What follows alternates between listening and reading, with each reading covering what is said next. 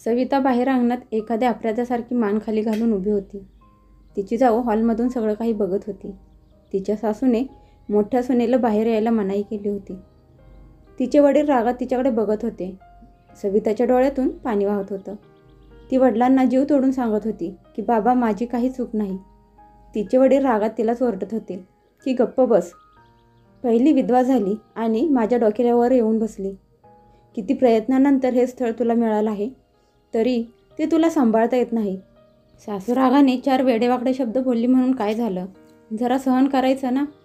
त्या तुझ्या आईसारख्या आहेत. तुझ्या नवऱ्याने तुझ्यावर हात उचलला म्हणून एवढा राग कशाला यायला पाहिजे? राहायला घर मिळालं, जागा मिळाली, खायला अन्न मिळालं, मग तुला एवढं सहन करायला काय झालं? हे बघ सविता, माहेरचे दरवाजे तुझ्यासाठी कायमचे बंद झाले आहेत. आता कसंही असलं तरी तुला सासरीच राहायचं आहे. इथून पुढे मला तुझी कसलीही तक्रार येता कामा नाही. एवढं म्हणत ते पाय आपटत तिथून निघून गेले. रडून रडून सविताचे डोळे सुजले होते. सासूने तिचे केस जोरात पकडले आणि म्हणाली की तुझा बाप काय सांगून गेला आहे ते लक्षात आहे ना? बघ, हे घर सोडून तुला दुसरीकडे कुठेही आसरा नाही. आमच्याशिवाय तुला कोणीही अन्नपाणी देणार नाही. तू तोंड बंद ठेवून जगायला शिक. सविता खूप रडली. यात तिची काय चुकी होती? तिच्या सासूने तिला विहिरीतून पाणी आणायला सांगितलं होतं, पण ती नाही म्हणाली, कारण तिची तब्येत खराब होती. याच्यामुळे तिच्या नवऱ्याने तिला खूप मारलं होतं आणि सासूने शिव्यांची उधळण तिच्यावर केली होती. तिच्या वडिलांना बोलून त्यांचे कान भरले होते. सविताचा पहिला नवरा तिच्यावर खूप प्रेम करायचा. ती त्याच्यासोबत खूप सुखत होती. पण नियतीच्या मनात काहीतरी वेगळंच होतं. नियतीला तिचं सुख बघवलं नाही आणि काही दिवसातच आजारपणामुळे तिच्या नवऱ्याचं निधन झालं. त्यामुळे तिच्या सासरच्या लोकांनी पांढऱ्या पायाची म्हणून तिला घरातून हाकलून दिलं. माहेरी ती वडिलांना त्यांच्यावर ओझं वाटू लागली होती. कुठून तरी सवितासाठी एक स्थळ आलं. वडिलांनी काहीही चौकशी न करता तिचं लग्न राकेशबरोबर लावून दिलं आणि मोकळे झाले. तिच्या लग्नाला काही महिनेच झाले होते, पण तिच्या नवऱ्याने तिला अजून स्पर्श केला नव्हता की प्रेमाने 2 गोड शब्द तो बोलला नव्हता. छोट्या छोट्या कारणावरून तो तिच्याशी भांडायचा, तिला मारायचा, शिव्या द्यायचा. रात्री जेव्हा सविता त्याच्याजवळ जायचा प्रयत्न करायची तेव्हा तो रागवायचा, भांडायचा आणि मग निघून जायचा. या गोष्टीमुळे सविता आता रात्रीची त्याच्याजवळ जायला खूप घाबरायची. तिच्या आयुष्यात काय चाललं आहे हे तिला कळत नव्हतं. एके दिवशी तिची जाऊ सुट्टीला तिच्या मुलींसोबत तिच्या मैत्रिणीकडे राहायला गेली. सविता घरात काम करत असताना तिच्या सासूचे आणि नवऱ्याचे म्हणजेच राकेशचे बोलणं तिच्या कानावर पडलं. ते ऐकून तिला एकदम धक्काच बसला. राकेश त्याच्या आईला म्हणत होता, आई, मी अजूनपर्यंत तिला हात पण लावला नाही की तिच्याजवळ जाण्याचा प्रयत्न केला नाही. मी कधीच बाप होणार नाही. हे जर बाहेरच्या लोकांना समजलं तर लोक मला नावं ठेवतील आणि सगळ्या समाजात माझं हसं होईल. म्हणून मी अजूनपर्यंत तिच्याजवळ गेलो नाही. काही ना काही कारणाने मी तिच्याशी भांडत असतो आणि तिला माझ्यापासून लांब ठेवतो. जसजसे दिवस जातील आणि आम्हाला बाळ होणार नाही तसे लोक आमच्याकडे बोट दाखवायला सुरुवात करतील. आई, तू काहीतरी उपाय काढ, म्हणजे घरातील गोष्ट घरातच राहील आणि माझी बदनामी पण होणार नाही. तू सांगितलं होतं ना तुझ्या माहेरी कोणत्या तरी बाईने हा उपाय केला आहे. आई म्हणाली, तुझा मोठा भाऊ आहे ना, तू काळजी करू नकोस. तो नाही म्हणणार नाही, कारण त्याच्यात बाप होण्याची क्षमता आहे आणि तो आपल्याला आपल्या खानदानाचा वारस देईल.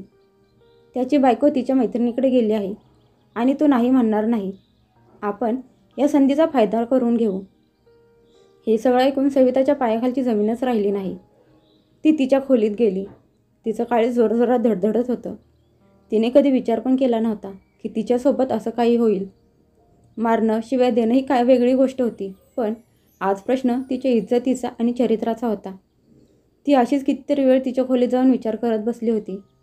तेवढ्यात तिची सासू तिच्या खोलीत आली आणि म्हणाली, हे बघ सविता, तुझ्या दिराला 2 मुले आहेत आणि मला या घराचा वारस पाहिजे आहे. तुला एका मुलाला जन्म द्यायचा आहे. हे ऐकून सविता घामाने भिजून गेली. ती काही बोलायच्या मनस्थितीत नव्हती.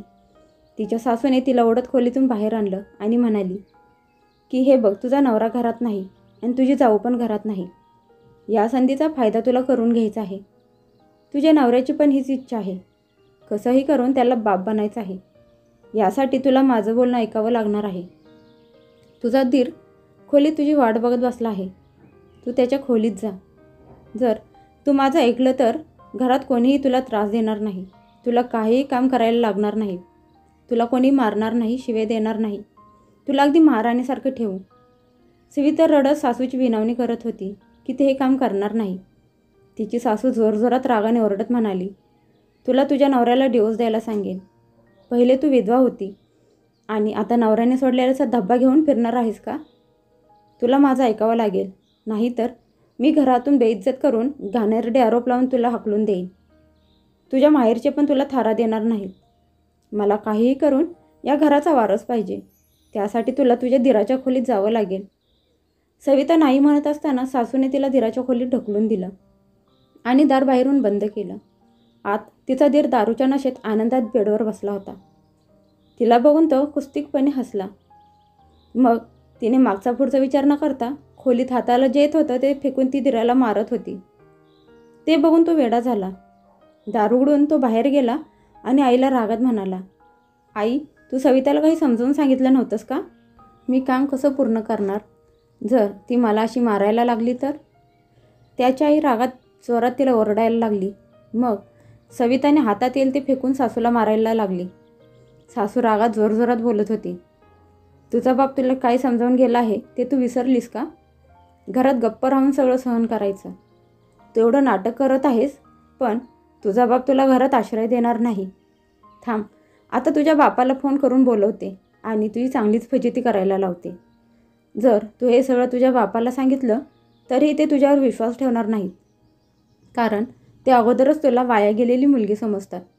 तू जाणून बुजून आमच्यावर आरोप करत आहेस कारण तुला सासरी राहायचं नाही असं आम्ही त्यांना सांगू.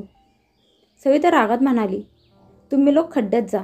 तुम्ही माझ्या बापाला बोलवा, नाहीतर अजून कोणाला. मी घाबरत नाही.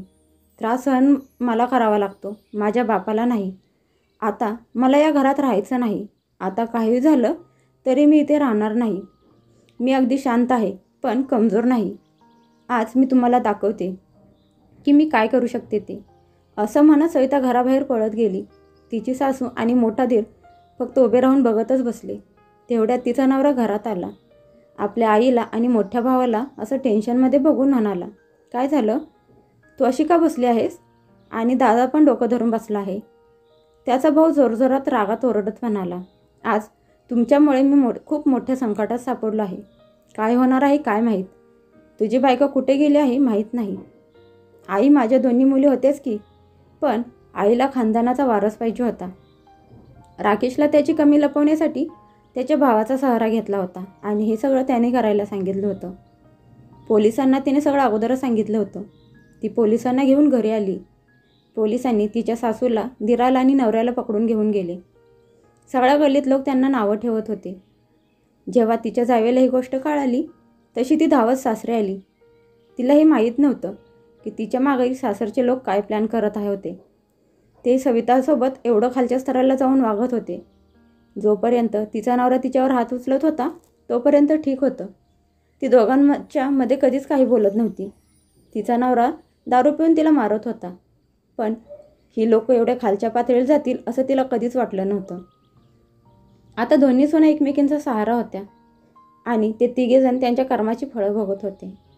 त्या दोघींनी मिळून पापड कुरड्या करण्याचा सुरुवात केली. हळूहळू त्यांचा धंदा जोम धरू लागला. तिथल्या बायका पण त्यांना मदत करू लागल्या आणि त्यामुळे त्यांची आर्थिक परिस्थिती सुधारली. त्या दोघी स्वतःच्या पायावर उभ्या राहिल्या. त्यामुळे समाजात त्यांना मान मिळाला. खूप लोकांना त्यांची प्रेरणा मिळाली. इकडे तिच्या वडिलांना झटका आला आणि त्यांच्या शरीराने काम करायचं बंद केलं. त्यामुळे त्यांच्या मुलाने आणि सुनेने त्यांना घराच्या अंगणात झोपडीत ठेवलं. त्यांचा मुलगा रोज रात्री खायला प्यायला देत होता आणि आठवड्यातून एकदा पाईपने आंघोळ घालत होता. त्या घाणीतच तिचे वडील राहत होते. वर्षभरातच त्यांचं निधन झालं. अंथरुणावर पडल्या पडल्या त्यांना आठवायला लागलं की ते त्यांच्या मुलीसोबत किती चुकीचं वागत होते आणि त्याची शिक्षा देवाने त्यांना दिली आहे. चांगले असतानाही कधी त्यांनी मुलीला साथ दिली नाही आणि शेवटच्या वेळी माफी मागायची संधी पण त्यांना मिळाली नाही.